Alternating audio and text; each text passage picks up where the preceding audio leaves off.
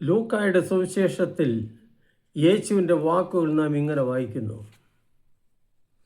പോകുവിൻ, ഇതാ ചെന്നായ്ക്കളുടെ ഇടയിലേക്ക് കുഞ്ഞാടുകളെ എന്ന പോലെ ഞാൻ നിങ്ങളെ അയക്കുന്നു. ലൂക്കാധ്യായം 10 വാക്യം 3. ക്രിസ്തുവിൻ്റെ ശിഷ്യരുടെ മുമ്പിൽ തടസ്സങ്ങളും പ്രലോഭനങ്ങളും ധാരാളം ഉണ്ടായിരിക്കും. ജീവൻഹാനി പോലും സംഭവിക്കാം. പാമ്പിനെ പോലെ വിവേകികളും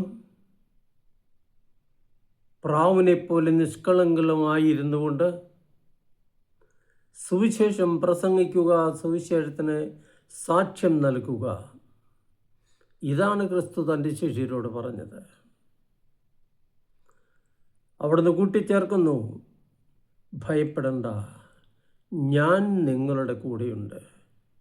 വളരെ ശക്തമായ ഈ ആശ്വാസവചനം ക്രിസ്തു ശിഷ്യരെ ഏത് പ്രതിബന്ധങ്ങളെയും തരണം ചെയ്യുന്നതിന് ശക്തിപ്പെടുത്തുന്നു.